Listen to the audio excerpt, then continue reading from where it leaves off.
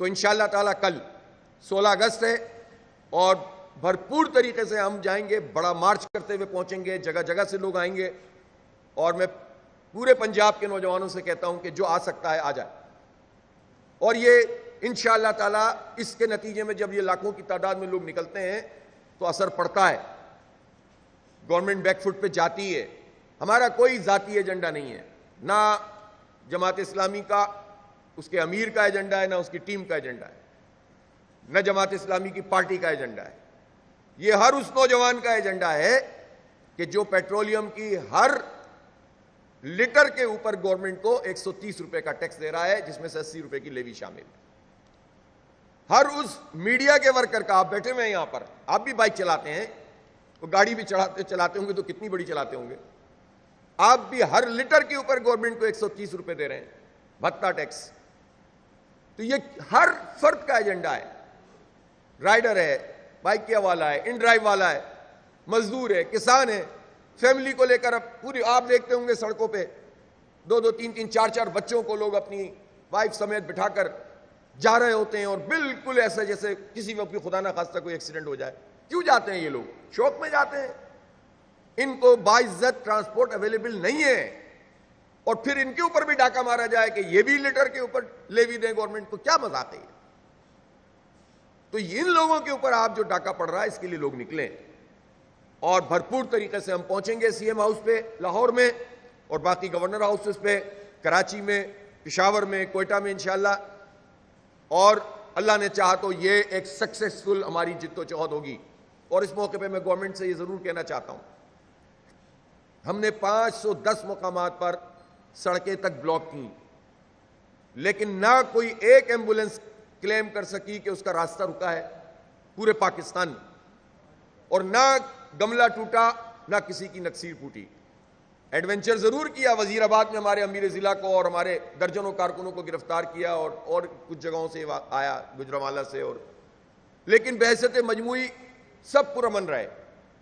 اور ہمارا یہ پرامن رہنا بھی لوگوں کو بہت کھلتا ہے. لوگ پریشان ہوتے ہیں کہ جماعت اسلامی نے کون سا کلچر شروع کر دیا کہ احتجاج بھی کرتے ہیں, ایشو کو بھی ہائی لائٹ کرتے ہیں, عام آدمی کی بات بھی کرتے ہیں, اور پرامن بھی رہتے ہیں.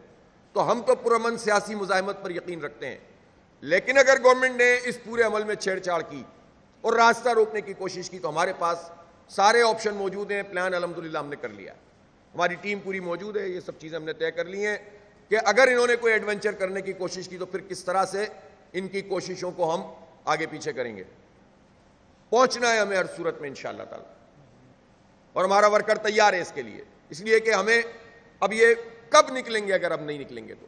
اور میں اس موقع پر پاکستان کی تمام پولیٹیکل پارٹیز کے ورکر سے کہنا چاہتا ہوں, سپورٹر سے کہنا چاہتا ہوں, یہ آپ کا مسئلہ ہے.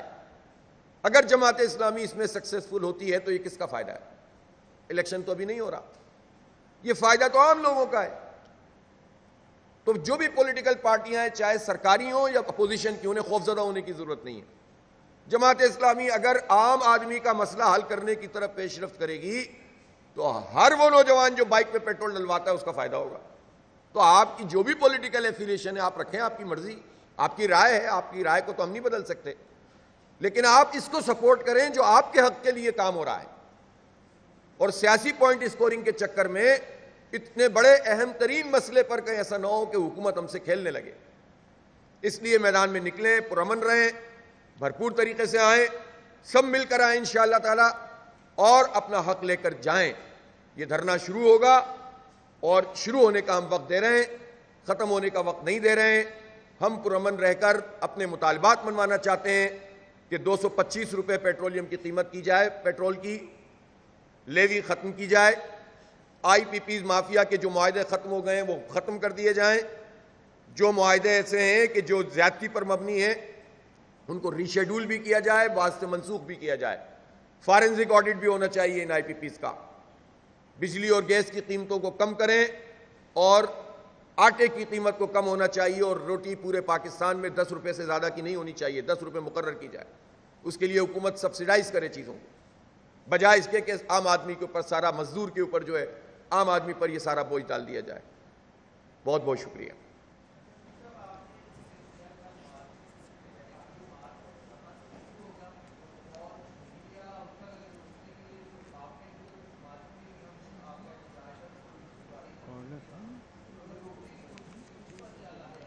کئی جگہ سے جائیں گے, کوئی ایک جگہ سے نہیں جائیں گے, جو ساری جگہ روکی لے گورنمنٹ. کئی جگہ سے مارچ کرتے ہوئے ہم پہنچیں گے سی ایم ہاؤس پہ انشاءاللہ, یہاں لاہور میں, اور اسی طرح تمام گورنر ہاؤسز پہ, اور اس کے لیے ہم نے ذمہ داریاں لگا دی ہیں, ہمارے ذمہ داران موجود ہوں گے.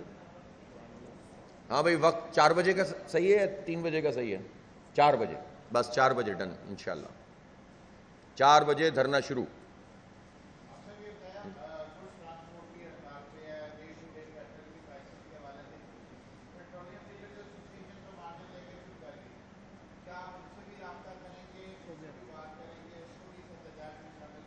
سب سے بات کریں گے. ابھی بھی میرے پاس گڈس ٹرانسپورٹ والوں کا فون آیا تھا, اور انہوں نے یہی بات کی مجھ سے کہ آپ پریس کانفرنس کرنے جا رہے ہیں تو آپ کائنڈلی ہم بات کریں اس مسئلے پر جو ہمارے ساتھ زیادتی ہو رہی ہے. اب حکومتوں کا تو دیکھیں یہ کام ہوتا ہے کہ وہ جو بھی احتجاج کرنے والے مختلف آرگنائزیشنز ہوتی ہیں ان کو تقسیم کرنے کی کوشش کرتے ہیں. اور اس موقع پر میں ضرور کہنا چاہتا ہوں کہ تمام ٹرانسپورٹ کمپنیوں کے جو ذمہ داران ہیں یا جو بھی اس طرح کے لوگ ہیں جو ایک جینوئن مطالبے کے لیے اگر سامنے آئیں تو ایک تو اپنے مطالبات وہ رکھیں جس سے عوام کے اوپر اثر نہ پڑے. دوسری بات یہ ہے کہ انہیں آپس میں تقسیم نہیں ہونا چاہیے. تیسری بات یہ ہے کہ ان کی جتنے جائز چیزیں ہیں اس کے لیے ہم بھی آواز اٹھائیں گے. تو اس لیے اب وہ ڈیلرز نے اگر 1 روپیہ یا 1.25 روپیہ اپنا بڑھوا لیا ہے تو ظاہر ہے اس کو بھی جسٹیفائی ہونا چاہیے نا کہ وہ کیوں بڑھوایا.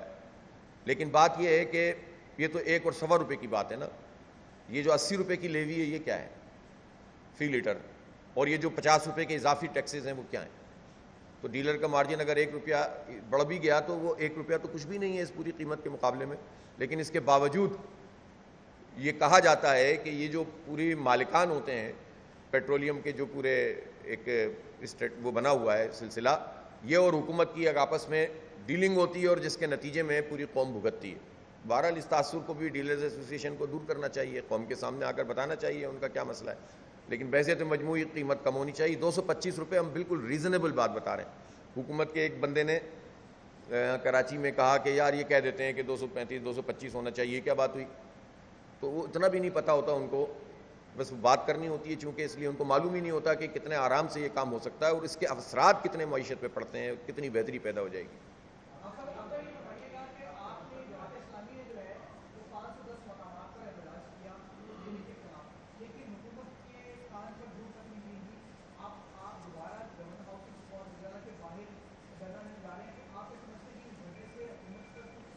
ہوگا انشاءاللہ. دیکھیں آپ ایک بات سمجھ لیں کہ یہ جو 510 مقامات پر ہم نے سڑکیں بڑی شاہراہوں پہ ہم بیٹھے ہیں اور بلاک کیے ہیں, یہ پاکستان کی تاریخ میں کبھی بھی اس طرح سے نہیں ہوا ہے بیک وقت. تو آپ کیا سمجھتے ہیں کہ حکومت کے لوگ اور حکومت چلانے والے لوگ یہ ان کو اندازہ نہیں ہو گیا کہ جماعت اسلامی کی اسٹریٹ پاور پورے ملک میں کیا ہے؟ الحمدللہ ان کو بہت اچھی طرح اندازہ ہو گیا ہے. اسی لیے میں کہہ رہا ہوں کوئی ایڈونچر کرنے سے گریز کریں, اور الحمدللہ Jamaat Islami deep rooted party ہے. اگر انہوں نے کوئی کھلواڑ کرنے کی کوشش کی تو بھگتنا پڑے گا. اور میں پہلے بھی کہہ چکا ہوں کہ کہیں ایسا نہ ہو کہ پیٹرول کی قیمت کم کرنے کی یہ تحریک حکومت گراؤ تحریک میں تبدیل ہو جائے. اس لیے کوئی ایڈونچر نہ کرے گورنمنٹ. اور پرامن ہم لوگ ہیں, ہم کسی کو کوئی تکلیف نہیں دینا چاہتے, لیکن اپنا حق تو استعمال کریں گے نا. یہ ہمارا تھوڑی حق ہے, یہ عوام کا حق ہے. آپ کچھ پوچھیں.